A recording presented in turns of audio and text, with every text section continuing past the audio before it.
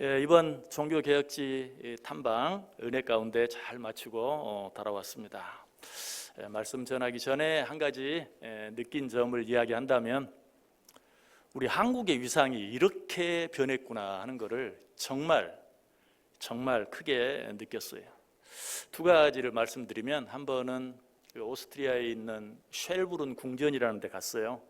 거기에 가서 우리 단체 사진을 하나 찍었어요. 그 단체 사진을 찍으면서 앞에 서강노회 종교개혁 순례하는 그런 편말을, 현수막을 들고 사진을 찍었는데, 그 현수막에 한글이 쓰여진 걸 보면서 사람들이 와 몰려들어가지고 둘러싸는 거예요. 그리고 가이드가 너희들도 같이 찍을래? 라고 말하니까 그냥 와르르 몰려들어서 그 주위에 사진을 다 찍는 거예요. 코리아 코리아를 외치면서. 그리고 나 한국말 할 줄 안다, 나 한국 안다, 한국 가봤다 하면서 소리를 지르는 모습을 보면서 깜짝 놀랐어요. 한 번 또 버스에 타기 위해서 버스가 서 있는데 우리들이 그 타는 모습을 보면서 차 밖에서 젊은 사람들이 또 와 몰려 들어가지고 또 코리아를 외치고 또 역시 똑같이 한국말을 안다 하면서 한국에 가봤다 하면서 소리 지르는 모습을 보면서 한국이 이렇게 됐구나. 단순히 어떤 자부심, 감사함보다도 어떤 큰 책임감이 느껴졌어요. 유럽인데, 그리고 정말 기독교의 태동지라고 할 수 있는 그곳에서 한국의 위상이 이렇게 높아졌다는 것을 보면서 이제는 우리 차례구나. 우리가 저들에게 복음을 받았는데, 저들로부터 복음이 우리에게까지 왔는데 이제는 우리 차례구나. 그곳에 그 종교의 황무함, 기독교의 황무함은 말할 수가 없어요.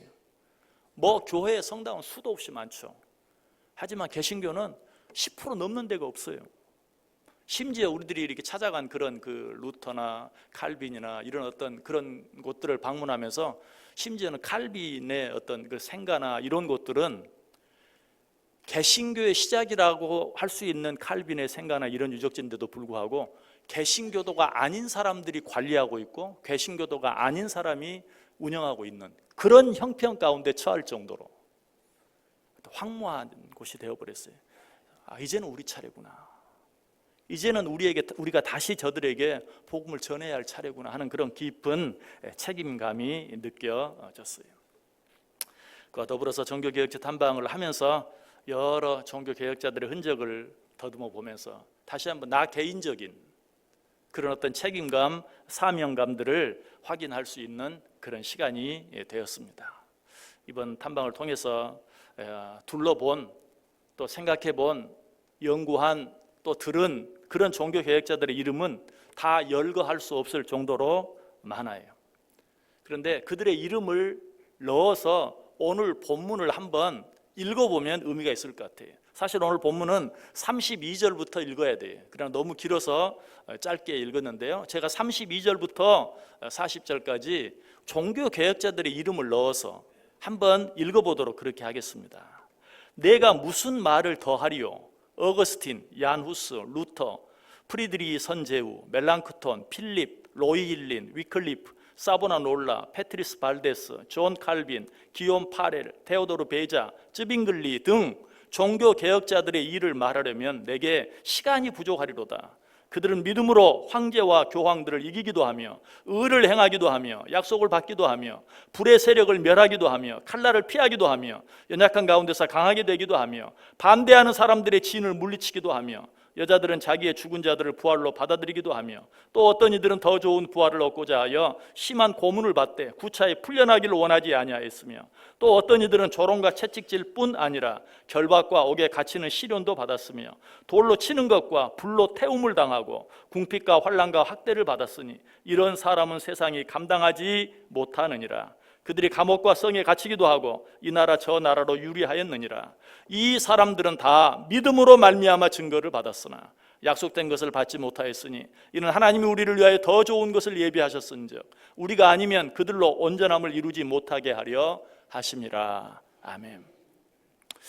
이렇게 말씀을 생각하면서 한편으로는 여기 종교개혁자들의 이름을 넣어도 되는가 하는 그런 의구심도 들었는데, 읽어보고 또 읽어봐도 정말 이렇게 적합한 말씀이 있을까 하는 생각이 여러 번 들었어요. 그래서 여러분들이 그렇게 한번 읽어드렸어요. 정말 이들의 이름, 제가 열거한 이름들이 다가 아니 더 많아요. 그 이름만 열거하기도 쉽지 않아요. 그런데 어떻게 그들의 삶, 그들의 생애, 그들의 종교개혁적인 그런 사건들 어떻게 다 말씀드릴 수 있겠어요? 오늘 몇 사람만 간단히 생각해 보려고 해요. 맨 먼저 우리가 찾아갔던 곳은 얀 후스가 태어난 체코였어요. 이 얀 후스는 보헤미아, 지금의 체코죠, 사람으로 화채설, 교황무호설, 면죄부 등에 대항해서 싸운 사람이에요. 당시 교회, 그러니까 현재 가톨릭 교회죠. 교황의 무호성을 주장하면서 교황이 교회의 머리다, 추기경들은 그 몸이다 라고 주장했어요. 후스는 그러나 그거에 반대해서 오직 그리스도만이 교회의 머리다 라고 주장했어요. 이런 일들로 인해서 그는 많은 사람들의 반대를 받게 되었고 급기야는 소환되어서 사람들 앞에서 자신이 얘기한 모든 것들이 거짓이라고 고백하기를 강요받기에 이르렀어요. 그러나 그는 이런 강요 앞에서 그렇게 말합니다. 만약 내가 이단으로 정죄받는다면 이단의 형벌을 기꺼이 받기를 거부하지 않겠다.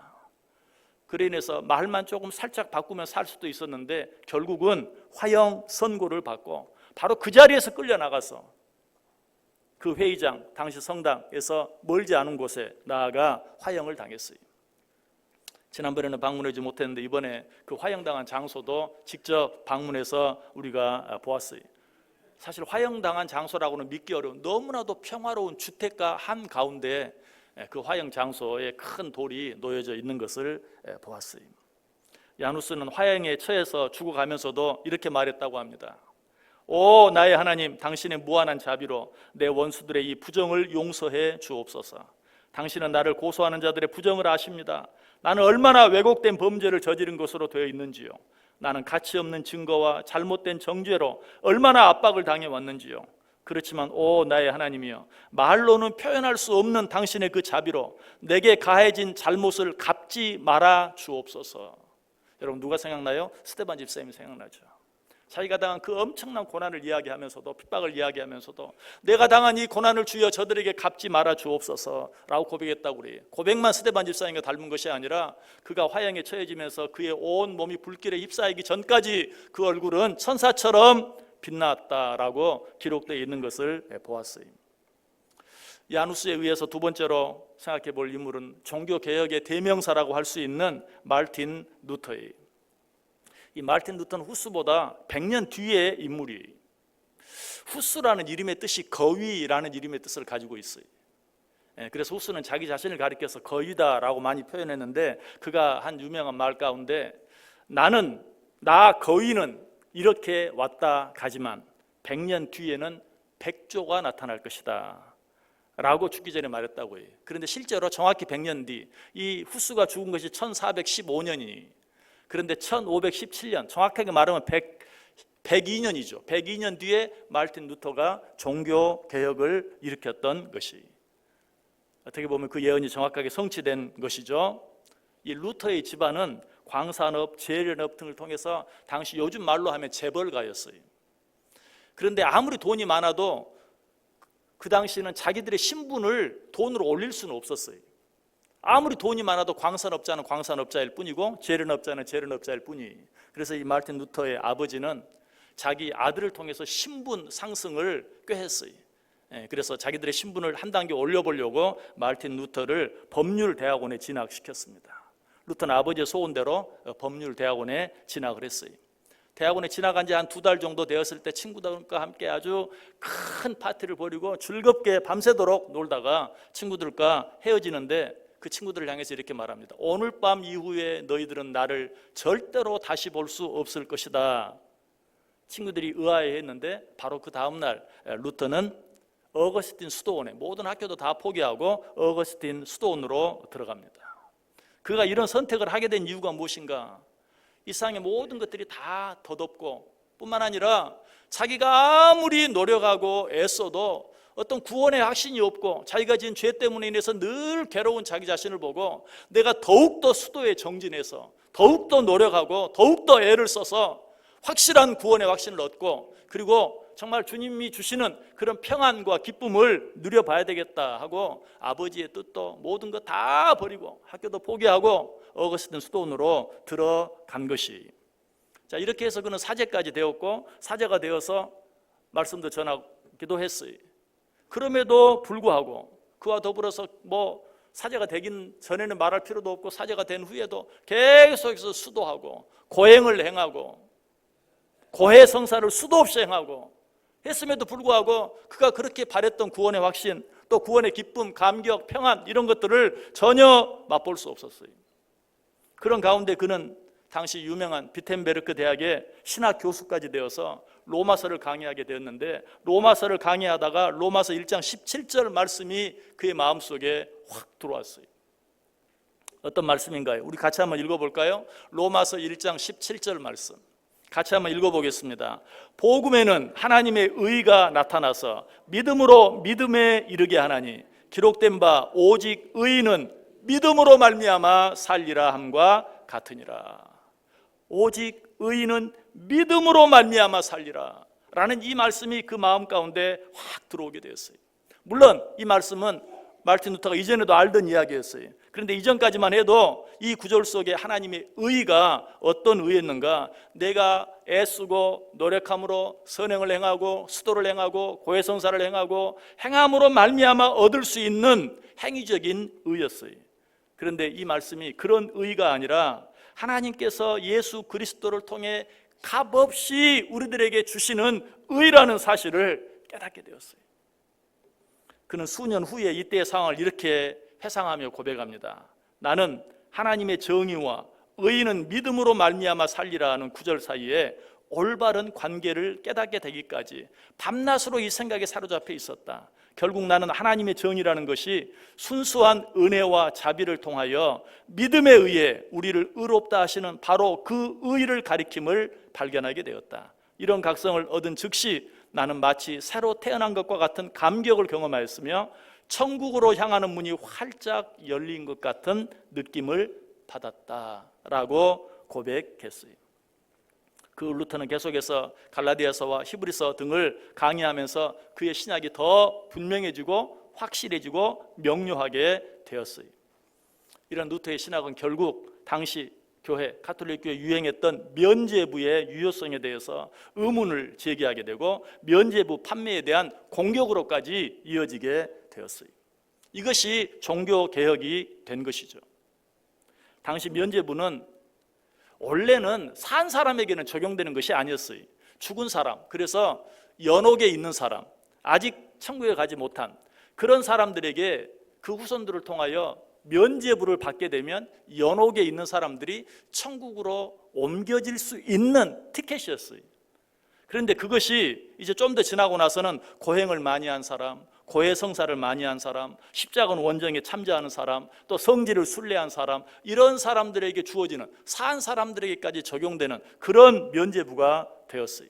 좀 더 지나고 나서는 교회의 재산을 많이 기증한 사람에게도 주어졌고, 그 후에는 모든 사람에게 돈만 주면 살 수 있는 그런 티켓으로 바뀌어지고 말았어요.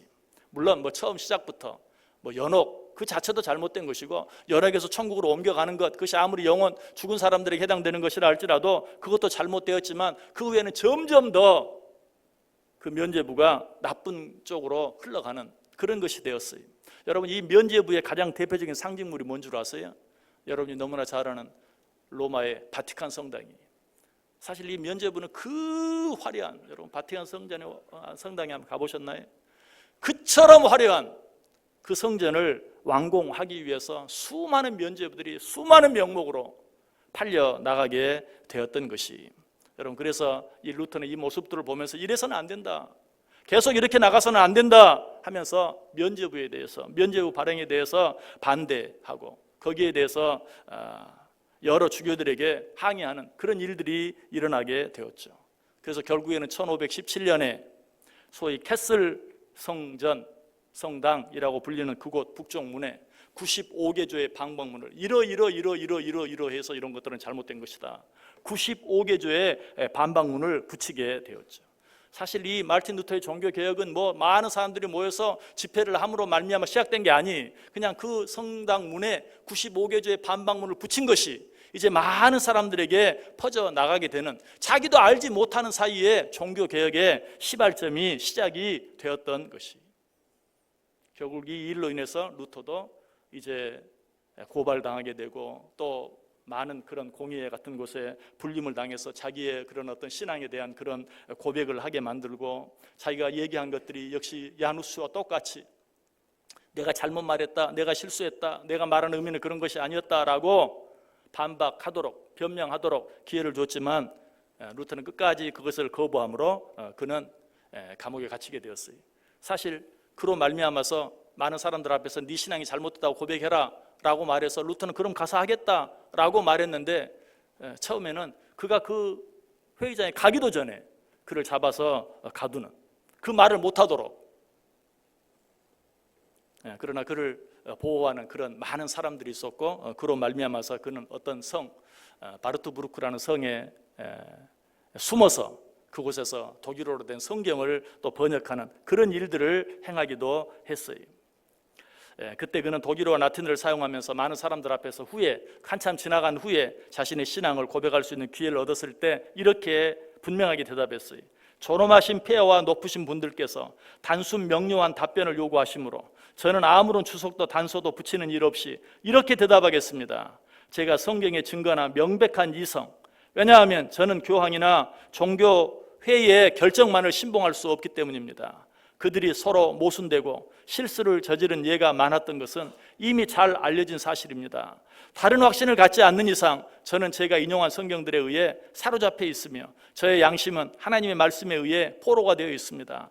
저는 아무것도 철회하지 않을 것이며 철회할 수도 없습니다. 왜냐하면 양심에 거슬러 행동하는 것은 안전한 것도 옳은 것도 아니기 때문입니다. 저는 어떻게 다른 방도를 취할 도리가 없습니다. 제가 여기 섰으니 하나님이여 나를 도우소서라고 그의 신앙을 고백했어요. 이런 루터가 죽게 되었을 때 그의 곁에서 그의 마지막 임종을 지켜보던 친구들 중 하나가 하나님의 아들이신 그리스도를 우리들의 구세주요 대속주로서 확실히 믿습니까? 라고 물었을 때 그는 똑똑하게 예! 라고 대답했다고 합니다. 이처럼 얀 후스, 마르틴 루터, 자기의 목숨을 아끼지 아니하고 두려워하지 아니하고 자신의 신앙을 끝까지 지켰던 것을 보게 돼요. 자, 이 두 사람에 이어서 또 한 분, 우리가 생각해 볼 분은 바로 장로교를 창시한, 우리가 속해 있는 이 장로교를 만든 존 칼빈이. 존 칼빈은 우리 장로교를 창시한 그런 분인데 1509년 7월 10일에 프랑스 파리 북동부 노용 지방에서 태어났습니다. 칼빈은 루터보다 26세나 어린, 루터보다 훨씬 젊은 그런 사람이었어요. 칼빈이 겨우 읽기를 배우고 있을 때 루터는 이미 대학에서 시편, 로마서, 갈라디아서 등을 강의하고 있었어요. 우리가 알고 있는 종교개혁, 1517년에 마르틴 루터가 시작한 그 종교개혁이 시작되었을 당시 칼빈은 겨우 8살에 불과했어요. 루터와 이런 시간적인 간격들을 왜 말씀드리냐면, 그로 말미암아서 루터 때만 해도 아직 분명하게 확실하게 정리되지 않았던 그 내용들이 약 30년이 지나가면서 그 후에 태어난 칼빈으로 말미암아서 더 확실해지고 더 조직화되고 더 분명해졌던 것을 우리가 보게 돼요. 이렇게 해서 칼빈은 루터에 이어서 루터에게 종교개혁의 바톤을 이어받아 종교개혁의 제2의 주자가 되었어요. 칼빈이 지은 저서 가운데 가장 대표적인 저서는 기독교 강요라는 저서예요. 칼빈은 이 저서를 통해서 5가지 중요한 신학적인 원리를 우리에게 가르쳐 줍니다. 그 첫 번째는 전적 타락. 모든 인간들은, 아담과 하와 이래 모든 인간들은 전적으로 타락했다. 그래서 그들 스스로 구원을 얻을 수 있는 의를 행할 수 있는 자는 아무도 없다. 두 번째, 무조건적 선택. 그럼에도 불구하고 하나님께서는 아무 조건 없이 우리를 선택해 주셨다. 그러나 그 선택이 모든 사람에게 임하는 것은 아니다. 세 번째 교리로 제한적. 하나님께서 특별한 자들에게 특별한 은혜를 허락하셔서 그들을 구원하셨다. 네 번째, 저항할 수 없는 은혜. 이 하나님의 은혜를 내가 받기 싫다고 거절할 수 있는 자는 이 세상에 아무도 없다. 하나님께서 은혜를 베풀기로 원하는 자들은 반드시 그 은혜를 받을 수밖에 없다. 마지막 5번째 교훈은 성도의 견인. 이것은 끝까지 가는 것이다. 하나님께서 선택했다가 중간에 포기하거나 버리거나 하는 일은 결코 없다. 육신의 부모도 자기 자녀들을 아무리 잘못한다 할지라도 버릴 수 없는 것처럼 하나님께서는 더더욱 당신이 선택한 자를 끝까지 인도하시고 함께 하셔서 반드시 구원의 반열에 이르게 만드시고야 만다. 이것이 성도의 견인이라는 원리. 이 5가지 원리를 주장했고 이 5가지 원리를 믿고 살아가는 자들이 바로 우리 장로교의 신앙이고 교리. 이런 칼빈은 당시 가톨릭교회에 만연했던 그런 성상 숭배, 성당에 가면 어때요? 온 성인들의 그런 성상들이 아주 가득 차 있잖아요. 그런 것들을 잘못된 것이라고 반대했기 때문에 자기도 죽으면서 이런 유언을 했어요. 내가 죽거든 결코 내 무덤을 만들지 말아라. 혹시라도 내 무덤에 와서 참배하는 자들이 있을까 두렵다 라고 유언을 남기고 죽었어요. 그런데 그래서 처음에는 이 칼빈이 어디에 묻혔는지, 칼빈의 무덤이 어디 있는지 아무도 알지 못했어요. 그런데 또 어떤 사람이 그 무덤을 찾아내서 지금 이번에 다녀왔는데 거기에 칼빈의 무덤이 뭐 아무것도 없어요. 그냥 평지예요. 그런데 사람들이 뭐 밟고 지나갈 것을 두려워해서 그런지 아무것도 없는 평지에 그냥 쇠 창살로 이렇게 칼빈의 묘지라고 밟고 지나가지는 못하게 만들어 놓았더라고요. 그런데 거기에 가면서 이제 마침 그 일정을 마치고 기차를 타야 하는 그런 기차 시간이 예정되어 있어서 굉장히 먼 곳을 걸어서 갔다 오는데 얼마나 빨리 거의 달다시피 거기를 갔다 오면서 목사님들이 하는 얘기가 아니 무덤을 만들지 말라고 했으면 만들지 말지 만들어 놔가지고 이렇게 고생을 시킨다고 하는 또 그런 불평도 하면서 불평 아닌 불평을 하면서 다녀왔어요. 이 가톨릭이 어떻게 이 성상을 섬기기 위해서 어떤 일까지 했는가. 우상을 섬기지 말라. 이것이 자기들이 하는 것과 정말 배치되거든요. 아무 형상도 만들지 말라. 새긴 것을 만들지도 말고 섬기지도 말라. 그러니까 그것은 빼버리고 그러면 10계명이 안 되고 9가지 계명이잖아요. 그러니까 맨 마지막 계명은 또 2개로 나누어서 10개를 만드는 이런 일까지 행했어요. 여러분 이런 상황 속에서 종교개혁이 일어나지 않을 수가 없었던 것이. 아무튼 야누스, 루터, 칼빈 그리고 아까 언급한 이름만 언급하기에도 너무 많은 그런 많은 사람들을 바라보면서 저는 오늘 본문 말씀이 생각이 났어요. 어떤 말씀? 이런 사람은 세상이 감당하지 못하느니라. 그들이 광야 산과 동굴과 토굴에 유리하였느니라. 이들이 이런 삶을 감수하면서까지 종교개혁을 이루었고 그들의 목숨까지도 아끼지 아니할 수 있었던 이유가 무엇인가? 루터의 마음속에 깊이 박혔던 한 구절 로마서 1장 17절 말씀이 복음에는 하나님의 의가 나타나서 믿음으로 믿음에 이르게 하나니 기록된 바 오직 의인은 믿음으로 말미암아 살리라. 이 고백이 저와 여러분의 고백이 되길 원해요. 사탄 마귀는 참소하는 자예요. 그래서 하나님 앞에서 우리를 날마다 참소해요. 뭐라고? 너희들은 다 죄인이야 라고 우리를 참소해요. 죽어 마땅한 죄인들이라고 늘 참소합니다. 특별히 마귀는 우리의 현재의 죄만 지적하는 것이 아니라 과거에 지은 죄, 하나님 앞에 다 회개하고 뉘우친 죄까지도 늘 끌어내어서 우리의 죄를 지적하고 정죄해요. 너는 죄인이다. 너는 허물이 많다. 그러므로 너는 용서받을 수 없다. 너 같은 죄인은 아무것도 할 수 없다. 내가 하는 모든 것은 전부 위선이다. 너는 죽어 마땅하다. 많은 성도들이 이런 마귀의 참소 앞에 무너지고 맙니다. 여러분 우리는 이런 참소 앞에서 나는 죄인이야, 나는 죽어야 해, 나는 아무것도 할 수 없어, 나 같은 사람은 절대로 구원받을 수 없어, 나 같은 사람이 예수를 믿는 것은 위선이야 라고 비관하기도 하고 절망하기도 하고 심지어는 예수님을 떠나기도 해요. 여러분 그런데 하박국 선지자도 우리와 똑같은 고민 때문에 방황했어요. 그런데 하나님께서는 이런 하박국 선지자를 향하여 뭐라고 말씀해 주는 줄 아세요? 우리 한번 같이 읽어보겠습니다. 하박국 2장 4절 말씀. 하박국 2장 4절 말씀 우리 같이 읽겠습니다. 보라 그의 마음은 교만하여 그 속에서 정직하지 못하나 의인은 그의 믿음으로 말미암아 살리라. 아멘. 나는 내 죄로 말미암아서 정말 용서받을 수 없는 죄인이지만 도무지 해결할 수 없는 죄의 문제를 가지고 있지만 그럼에도 불구하고 무엇으로 말미암아? 믿음으로 말미암아 의롭게 될 것이다. 믿음으로 말미암아 살게 될 것이다. 믿음으로 말미암아 구원 얻을 것이다. 그리고 이 구원은 그 누구도 빼앗아갈 수 없을 것이다 라고 말하고 있어요.